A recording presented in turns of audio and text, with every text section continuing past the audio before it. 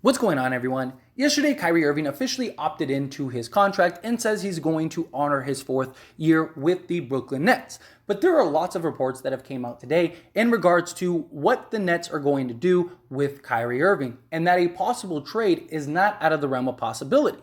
Now, first off, the Brooklyn Nets are being reported as shocked and surprised that Kyrie Irving actually decided to opt in. They were both basically trying to call each other's bluffs, and Kyrie was the one to blink. Kyrie was the one to finally cave and give in and opt in because he didn't want to leave that $30 million that he would have made with the Brooklyn Nets over going and signing with the Lakers for the taxpayer mid-level on the table.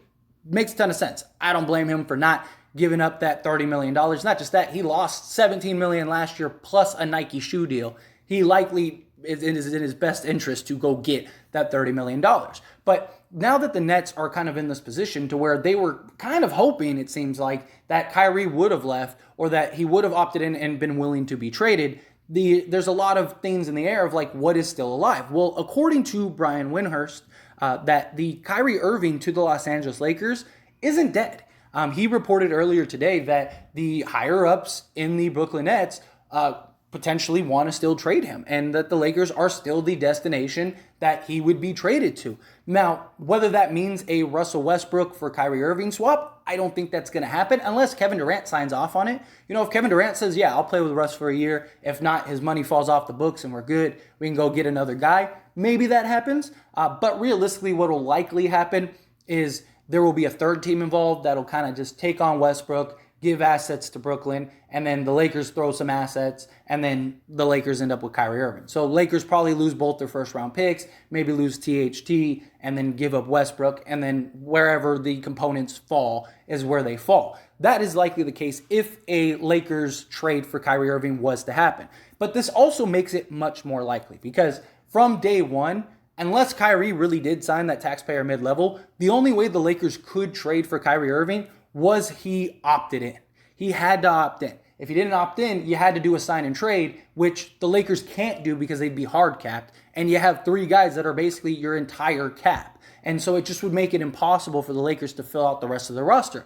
But now that Kyrie's opted in, it's just a normal trade. It's not a sign and trade. So you can take on Kyrie and you're no longer hard capped. You still have your mid-level exception. You still have all of your, veteran minimum contracts, all of that stuff to round out your Kyrie, LeBron, and Anthony Davis, which would be huge for this team. Now, him going to the Lakers and being with LeBron, I still don't think is a huge possibility. I mean, like I said, it's being reported, but there have been so many reports. This Kyrie Irving just wild storm it seems to be never ending, no matter what. But on a bright side is that Westbrook did opt into his contract today. So him opting into his contract today really helps for the upcoming season, right? Because now you have options with Russell Westbrook you didn't have leading up to that. Because Westbrook was technically a free agent. Now, we all knew he was going to opt in, but until he actually opted in, you couldn't trade him. You couldn't do anything.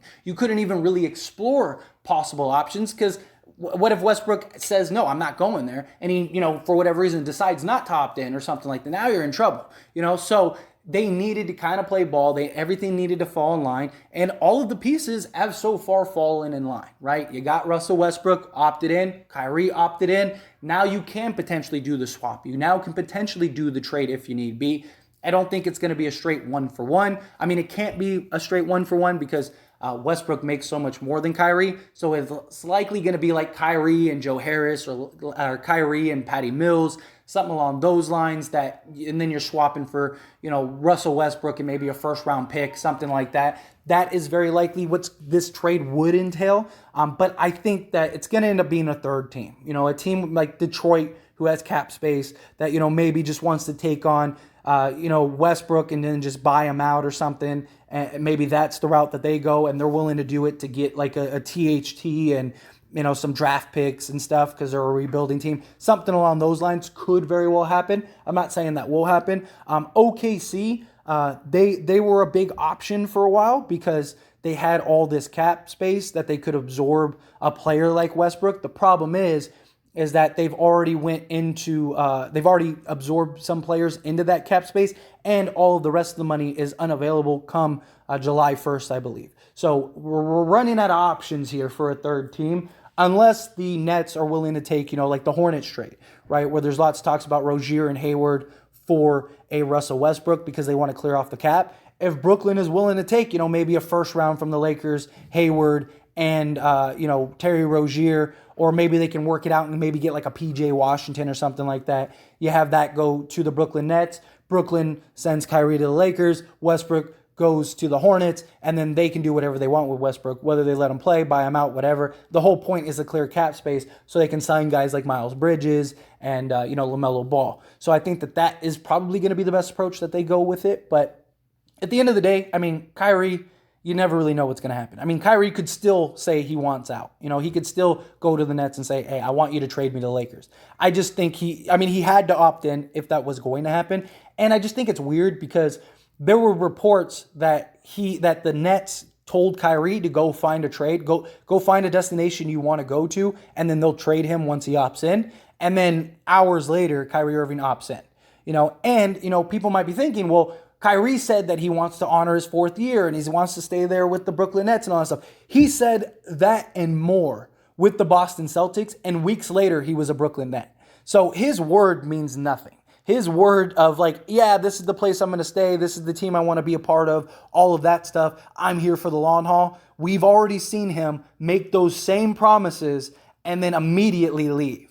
So it wouldn't surprise me at all if Kyrie says, I still want you to trade me. I opted in so you could go trade me to the Lakers, figure it out. Or the Nets just say, look, we don't want to deal with another Kyrie incident, right? The report came out that the Brooklyn Nets said we would rather lose Kyrie Irving and Kevin Durant than deal with what we had to deal with last year. So I don't imagine that the Brooklyn Nets are excited that Kyrie Irving opted in. I don't imagine are going to give him the contract extension that he wants. And so Brooklyn, maybe they ride it out for a year and then just kind of let him go, and now he's a free agent to go sign somewhere. That's a possibility, but realistically, is that what Kyrie's going to want? When he could go to a team like the Lakers, and the Lakers are going to give him that contract he's looking for, at that point, Kyrie's better off just saying, no, I want you to trade me. If you're not going to give me my max, and you're not going to re-sign me for the long haul, then I need you to trade me to the Lakers. So unless, he's worked out a prove-it deal where it's like you opt in, if you show us good faith, then we'll sign you to a max. Maybe that's something. You never really know what's going on behind the scenes. It's just kind of interesting. But as always, this is a discussion, so I want to hear from you. Let me know your thoughts and opinions down in the comment section below. What do you think of Kyrie Irving and this whole situation? Do you think he still goes to the Lakers? Do you think he stays with the Brooklyn Nets? What do you think develops with Kyrie Irving and all of that's going on at this point? What do you want to see also? Are you okay with running it with Westbrook for a year? I just think the best choice, the best course of action for the Lakers is to just keep Westbrook. Unless you can get a Kyrie. If you can get a Kyrie, then go do it. But realistically, I think you're probably not going to do that. And I don't want to see the Lakers trade, Westbrook for a bunch of contracts that you're locked into for several years, when the Lakers, after this season, would have roughly $100 million to go spend and redo your entire roster, right? And then from the Brooklyn Nets perspective, they're likely going to keep Kyrie. Kyrie, his money falls off at the end of the year if it doesn't work out. If it does work out, at the end of the day, they have depth, they have shooting, they have Ben Simmons, who is a perfect complement for Kyrie and Kevin Durant.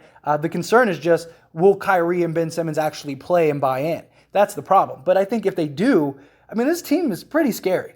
This isn't I know a lot of people look at it and go they were swept, but there's a lot that went into that. This was just a disastrous year in general for the Brooklyn Nets. It wasn't as simple as hey, they showed up and just got swept. There was a lot of moving parts. They just traded James Harden, all that stuff. So there was a lot that went into it. You give this team a full offseason, training camp, stuff like that, and then a full season to kind of figure it out. I wouldn't be shocked if they're a scary team. And people forget, a year prior, Kevin Durant was a toe away from just completely ending the Milwaukee Bucks and being in the NBA Finals. So that's just something to keep in mind as well. But again, love your thoughts and opinions down in the comment section below.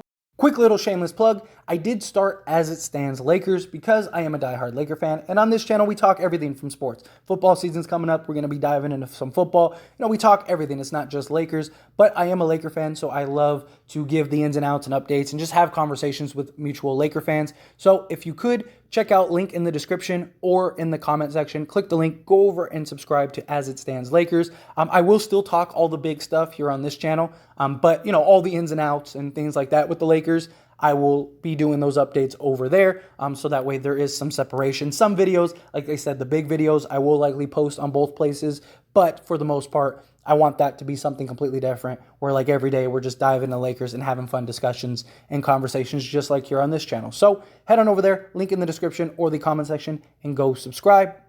That being said, hit that like button. Helps me out a lot. Lets me know you enjoy these types of videos, and I truly appreciate it. If you're not subscribed to the channel, hit that subscribe button, followed by the bell notification. Stay up to date with all things sports. Join this wonderful community and all of our discussions. I'll see you all in the next one. Thank you.